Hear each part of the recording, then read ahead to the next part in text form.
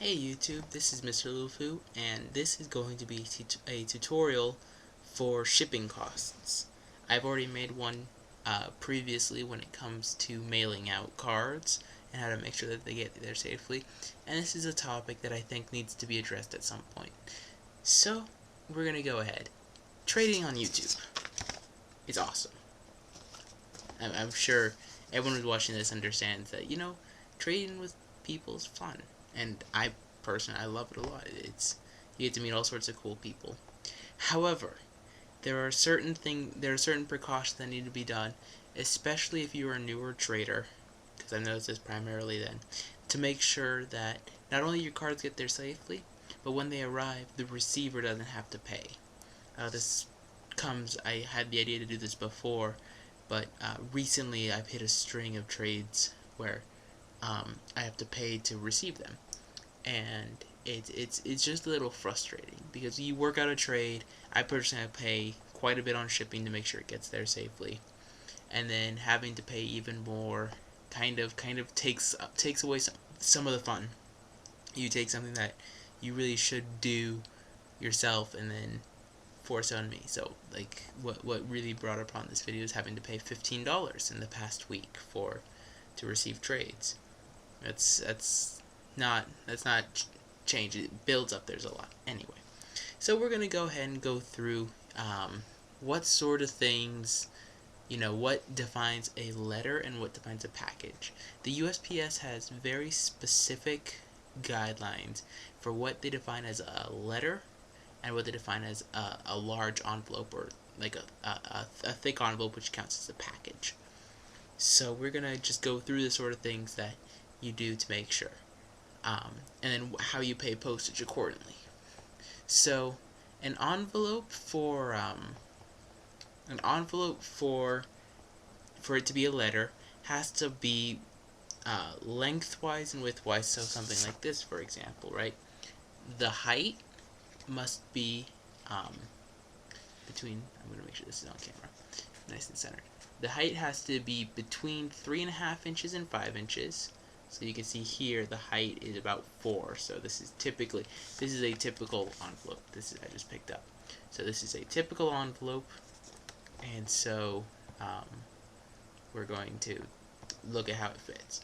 So between 3 and 5 inches. Here it's about 4. Generally, when it comes to envelopes, unless you're using some obscure size, this height should be just fine. It has to be between I was reading the wrong column. Sorry, it has to be between 3.5 and 6 1/8 inches. Okay, that's a lot better. So you have up to, or between here, where my thumb ends right here. Make sure it's on camera, and 3.25. So you have a nice big length to fit this in. This one right here is about 4 inches, so this is well within the normal. Normally, when it comes to height, there's not much to worry about. Second is length. So it has to be between 5 inches and 11.5 inches. So as you can see here, a typical envelope is about 9.5. Now, there are some smaller envelopes, a little bit more square ones. So those ones you have to be careful because the length has to exceed 5 inches. I know that there have been some trades in the past where they bounced back because they weren't long enough, and then it just won't send. So that's one. But the biggest issue when it comes to trading is the thickness. You have a 1/4 inch maximum of thickness, which may seem like a lot, but it's actually not much at all. It is between the tip of my thumb and the edge of the ruler. In Magic cards terms, if you take 15 cards, no sleeves or nothing, that is, given a little bit of very, very minor estimation, so I'm adding on thickness of paper, a 1/4 inch.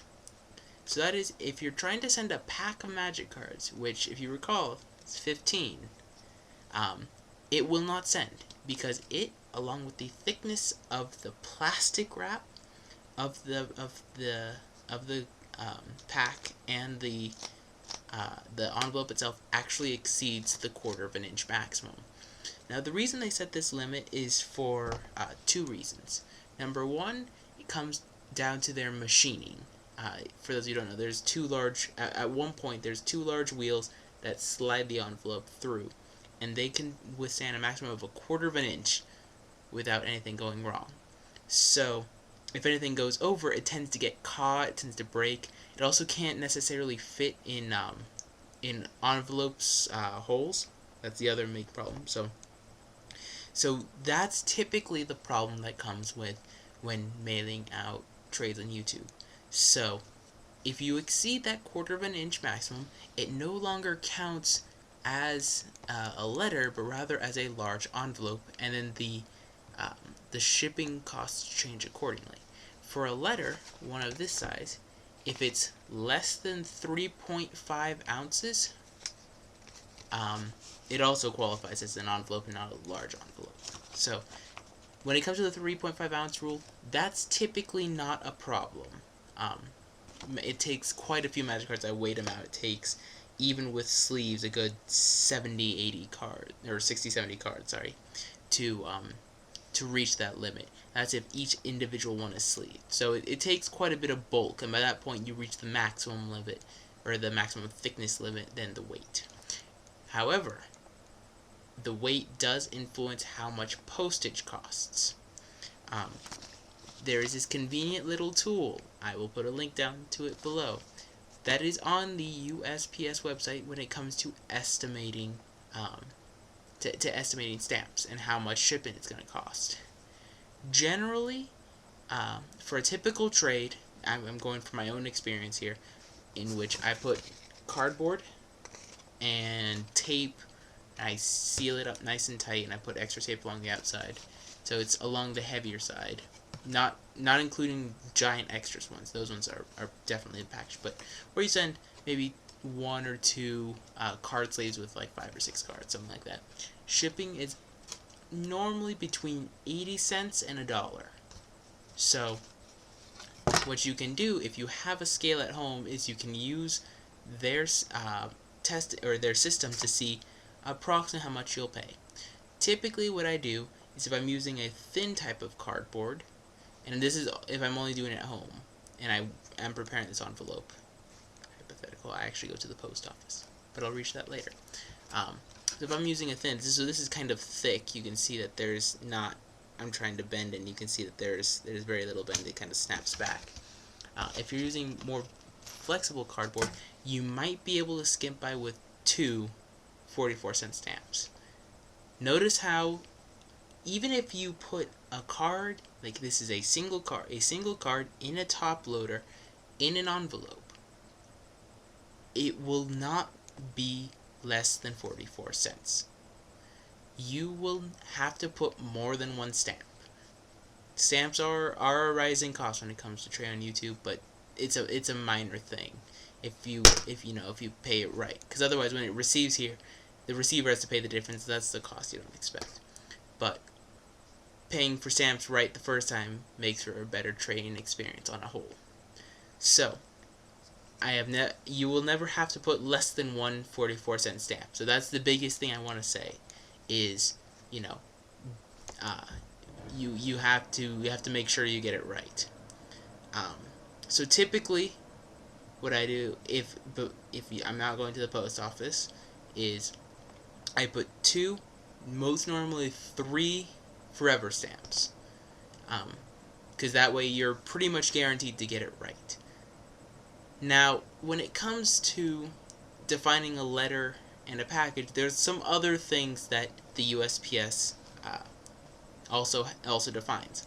All of this is found on their website, so it's definitely something worth reading. So these are the non-machinable characteristics that are subject to an additional charge, i.e. you pay more on shipping. Number 1, it's a square letter. So that's what I mentioned. So you can't take one of these letters, fold it in half, and tape it down. Some people used to do this, and yes, it's a smaller envelope, but unfortunately, because it's a square, it doesn't machine, and then you either have to pay extra, or typically what would happen is it would bounce back. This next one's kind of important. It is too rigid and does not bend easily. So this is where it comes down to. I personally use cardboard, and does not bend easily is kind of arbitrary. what they do in the post office is they actually take your envelope and they try and bend it. So if you put cards, in top loaders and you just space them out, then they can bend, and they're like, okay, that one's okay, and then it would count as an envelope. I personally use this type of cardboard if it's for very important trades that I'm putting into large envelopes, or I use a different kind, which is right here. Another trade you can see that this right here is very bendable, but still rigid enough to make sure the cards don't get bent in their sleeves. Then the other ones are less important, so it has clasps, strings, buttons. It has an address parallel to the shorter dimension of the letter, so don't put the address like that, put it like that. I'm certain we've all learned how to do envelopes by now. And this other one's also extremely important. It contains items, such as pens, that cause the surface to be uneven. This includes packs of magic cards and top loaders. So you have to be careful when you put them. You don't want to send like a stack of cards, stick them in an envelope on one side, because if the machine, or if the surface is uneven, right, when it tries to machine it, it actually gets caught and it tears envelopes. That's another thing I've noticed from trading. So what I typically try and do is I try and space out any extras I'm going to do, space them out accordingly, so that way the surface on the outside you can run your finger across is mostly smooth. Anything that bulges out will get caught in the machine and doesn't and it'll get caught or torn, or might be lost. And the other thing is, if you go to the post office and you have just like this huge bulk, they will charge it as a package. So you want to try and make it nice and even across the entire way through. So these are sort of tips if you're doing it at home. What I want to emphasize the absolute most, that is the easiest thing you can do when trading, when it comes to shipping, is to go to the post office. I cannot emphasize this enough. Sometimes it's a little difficult to get there, I will say that, but in the long run, you will always be right. They will always get it right, and they will always charge you the proper amount. And specifically, I've had them multiple times save me money, where, if you put 2 forever cent stamps and ended up total being 69 cents or something, right, you get to save that much for the next time around, and they have stamps set for you. So what I do is I prepare all of my envelopes, put my address and everything, except for the stamps. And then I go. You can either go to a machine. Most post offices have one of those preset machines with a scale already set there that'll walk you through very, very easily the type of thing you have to do. And they always charge exactly what you need to send. So for lighter trades especially, 2 44-cent stamps or 3 44-cent stamps is too much. So that's important. And then it also lets you know that if you're sending too much, or if your envelope's too thick, they have a piece of cardboard with a 1/4 inch hole, and they will try and slide the envelope through. And if it doesn't fit, then you know it's a package. I've had that happen to me before, and that way you pay it right. Now, I am just like you guys. I have made mistakes in the past before. Specifically when I started trading. I was one of those people that I put a 44-cent stamp and I thought I was good. But then I learned my lesson. And I don't want anyone to deal with having to pay extra for a trade. So what I do is I always go to the post office.